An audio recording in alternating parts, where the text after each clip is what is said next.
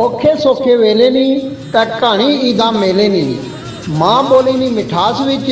ਆਪਣੇ ਲੋਕਾਂ ਨਾਲ ਆਪਣੀਆਂ ਗੱਲਾਂ। ਤੱਕਣੇ ਰਹੋ ਪ੍ਰੋਗਰਾਮ ਵੇਲੇ ਨਹੀਂ ਗੱਲ।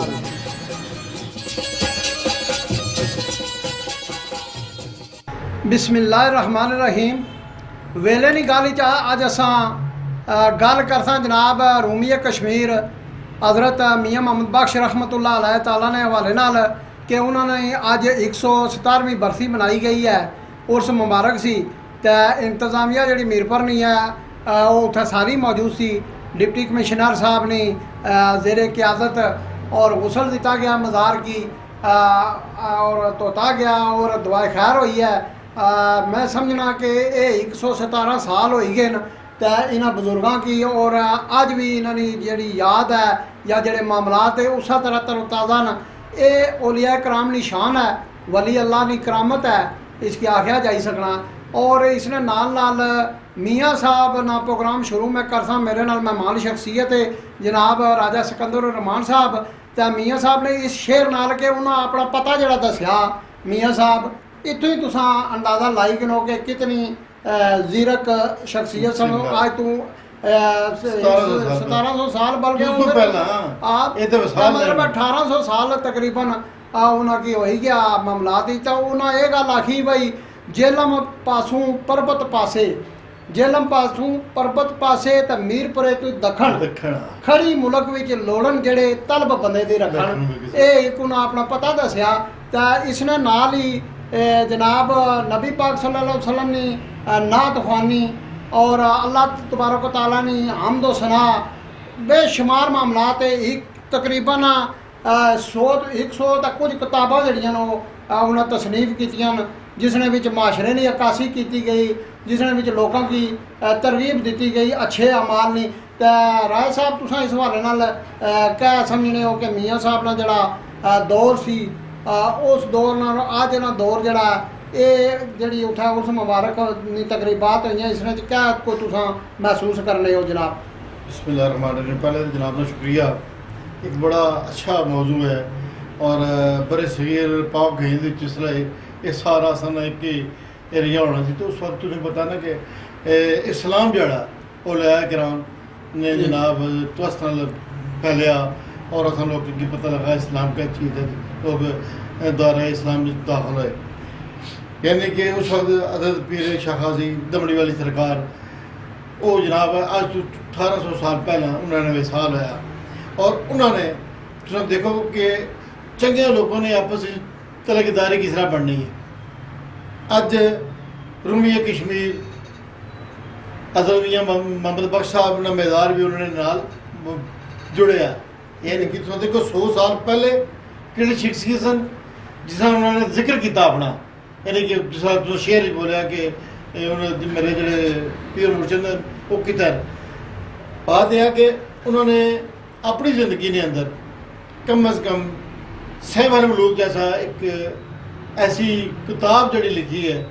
जिसने अंदर रहनुमाई तो अलावा कोई ऐसी चीज़ नहीं।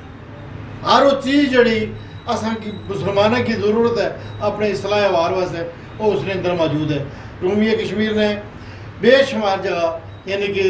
असनी जिंदगी के हवाले नाल असनी उठने बैठने वाले नाल और खुसूसन इस्लाम ने हवाले ने जी उन्होंने तरगीब की है वो अस वास्ते बड़ी मछले रहा है। यानी कि उन्होंने हर जड़ा एक शेर है सैफ मलूक ना जैसे तुम क्या कि उन्होंने नादखानी किताबें बेशुमार लिखियाँ, लेकिन सैफ मलूक अज खुद उसने अंदर जो उन्होंने चीज़ां लिखियां वो बिल्कुल असन कराम ने ममासलत करनी है। इसने नाल उन्होंने जनाब तस्करा किया जाना इस वास्ते कि उन्होंने सोच और फिक्र जी सी अज तो यानी कि 1800 साल पहला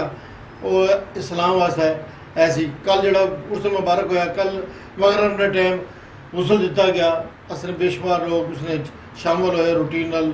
यानी कि उत्थे इंतजामिया असर इंतजामिया खसूसन अज जड़ा सी जुमा मुबारक ने तो पर बड़े बड़े दूर तो जनाब सना खान आए सन और खसूसन यानी कि मियाँ मोहम्मद साहब का कलाम जड़ा उन्होंने अपने अपने अंदाज पेश किया जड़ा मैं समझना कि अगर असा लोग खिदत मानना जी उन्होंने हर साल जिस तरीके यानी कि उस मुबारक मनाया जाना उसने दिन ब दिन इजाफा ही हो रहा है। ਜੀ ਜਿਸ ਤਰ੍ਹਾਂ ਤੁਸੀਂ ਦੱਸਿਆ ਕਿ ਔਲੀਆ ਕਰਾਮ ਨੇ ਤਵਸਲ ਨਾਲ ਵਸੀਲੇ ਨਾਲ ਇੱਥੇ ਬਰੇ ਸਗੀਰ 'ਚ ਇਸਲਾਮ ਫੈਲਿਆ ਤਾਂ ਉਹ ਹੈ ਜਿਹੜਾ ਸਿਸਟਮ ਸੀ ਉਸकी ਕਿਨੀਤ ਹੈ ਮੀਆਂ ਸਾਹਿਬ ਵੀ ਟੁਰੇ ਔਰ ਆਮ ਫਹਿਮ ਜ਼ਬਾਨ ਜਿਹੜੀ ਹੈ ਜਿਹੜੀ ਇੱਥੇ ਸਾਡੇ ਇਲਾਕੇ 'ਚ ਰਾਜ ਜ਼ਬਾਨ ਸੀ ਪੰਜਾਬੀ ਨਾਲ ਮਿਲਣਾ ਜੁਲਣਾ ਪਹਾੜੀ ਔਰ ਪੰਜਾਬੀ ਮਿਕਸ ਉਹ ਜਿਹੜਾ ਉਹਨਾਂ ਦਾ ਕਲਾਮ ਹੈ ਉਸਨੇ ਵਿੱਚ ਅਸਾਂ ਕੀ ਉਹ ਚੀਜ਼ਾਂ ਲੱਭਣੀਆਂ ਤੇ ਮੀਆਂ ਸਾਹਿਬ ਜਿਹੜਾ ਆਪਣੇ ਮੁਰਸ਼ਦ ਨੇ ਵਾਲੇ ਨਾਲ ਵੀ ਗੱਲਬਾਤ ਕੀਤੀ ਕਿ ਪੀਰ ਮੇਰਾ ਹੈ ਦਮੜੀ ਵਾਲਾ ਪੀਰਾ ਸ਼ਾਹ ਕਲੰਦਰ ਤੇ ਹਰ ਮੁਸ਼ਕਲ ਵਿੱਚ ਮਦਦ ਕਰਨ ਦਾ ਦੋਈ ਜਹਾਨੀ ਅੰਦਰ ਉਹ ਇਹ ਅਸਲ ਇਹ ਗੱਲ ਹੈ ਕਿ ਜਿਹੜੇ ਜਿਸ ਕੀ ਮੁਰਸ਼ਦ ਮੰਨਿਆ ਜਾਣਾ ਨਾ ਜਾਂ ਪੀਰ ਮੰਨਿਆ ਜਾਣਾ ਤਾਂ ਫਿਰ ਉਸਨੇ ਜਿਹੜੇ ਕਮਾਲਾਤ ਹੋਣੇ ਜਾਂ ਜਿਹੜਾ ਉਸਨੇ ਤਰੀਕਾਕਾਰ ਹੋਣਾ ਨਾ ਉਸਨੇ ਪਰ ਅਮਲ ਕੀਤਾ ਜਾਣਾ ਤੇ ਜਿਹੜੇ ਨੇਕ ਲੋਕ ਹੈ ਨਾ ਉਹ ਅੱਲਾਹ ਤਾਲਾ ਦੀ ਇਬਾਦਤ ਵਿੱਚ ਮਸਰੂਫ ਰਹਿਣੇ ਨੇ और अल्लाह ताला ने जड़े मामलात अहकामात उसने च मसरूफ रहने और खिदमत खालक च मसरूफ रहने तो जड़ा फिर उन्होंने नक्शे कदम पर चलना ना बंदा तो वो फिर रंगिया जाना ये नहीं होना कि कोई पीर जड़ा वो हथ पौड़ी तो अंदर की नहीं जा सन जन्नत च दाखिल करी ना अपने अमाल उन्हां पीरां ने मतलब नक्शे कदम पर चलसो जेड़े नेक अमाल कर रहे नो जेड़ा कुरान हदीस नी तालीम तरबियत है उसने हवाले नाल जेड़ा उन्हां दा नक्शा दसने पे उस नक्शे के मुताबिक अमल हो सी तो फिर असां वास्ते जनाब अली दोवां जहानां विच जेड़ा ना वो मतलब है कि वो ढोई है वो दोवां जहानां जी असां की ढोई मिलसी तो मियाँ साहब इस तरीके नाल फरमाने के लोए लोए भर लै कुड़िए जे तुद भांडा भरना शाम पई बिन शाम मुहम्मद ते घर जांदी ने डरना ये असां लोकां वास्ते तरगीब है कि जेड़े इस पासे इशारा किया गया जी अपने मामलात के जेड़े तुसां दी उम्र जा रही है लोई लोई यानी कि जेड़े जो नौजवानी है जवानी विच तू इबादत कर लै अल्लाह ताला की राजी करी कि नो नेक अमाल करो ताकि जड़ा शाम पैनी है पे जिंदगी ना एक वक्त जड़ा वो खत्म होना पिया ते तुसां आखिरत वाले पासे जाने हो पे ते उसने विच जड़ा ना तुसां अगर अमाल जड़ा जवानी च करी जिंदे ते बुढ़ेपे जिला बुढ़े हो सो तुसां वास्ते जड़ा ना तोशा राह हो जासी ते तुसां वास्ते जनाब अली नजात का जरिया बन सी ते इस तरह दी बेशुमार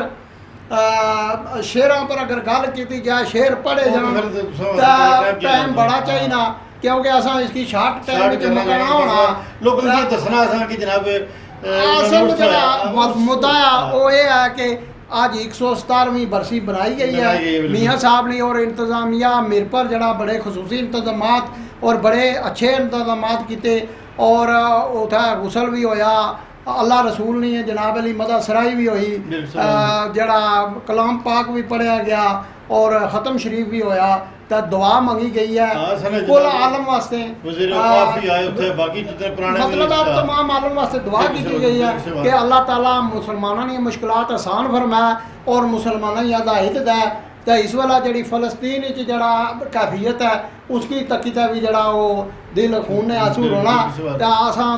इस प्रोग्राम की वसातत नाल उम्मत मुसलमान जड़े हुक्मरान ने उन्हें अगे भी ये गुजारिश कर सा कि मेहरबानी करो तो कोई मुश्तरका हिकमत अमली अपनाई दा तो जड़े बुजुर्गान दीन जड़ा दर्श सी उसकी अपनाने होया गजा ने मुसलमानों ने फलस्तीन ने मुसलमानों की मदद करो कश्मीर भी जड़ा मुसलमानों पर असा याद तंग है हर तरफ अफरा तफरी है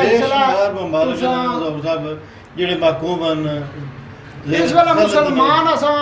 जड़े ना वो मैंने असल कौम पस्ती ने शिकार गजब ना शिकार सब तो बड़ी बात है अल्लाह ताला असा की हिदायत दे और बुजुर्गान दीन ने नक्श कदम पर चलने की तौफीक दे तो इसने नाल ही प्रोग्राम वेले निकाल तो इंसान इजाजत इस शेर नाल के सदा बहार दई इस बागे कदे खजाना आवे ओवन फैज हजारां ताई हर भुखा फल खावे ले आओ यार हवाले रब दे मेले 4 दिनां दे उस दिन ईद मुबारक होसी जिस दिन फिर मिलांगे अल्लाह सोने वाला है।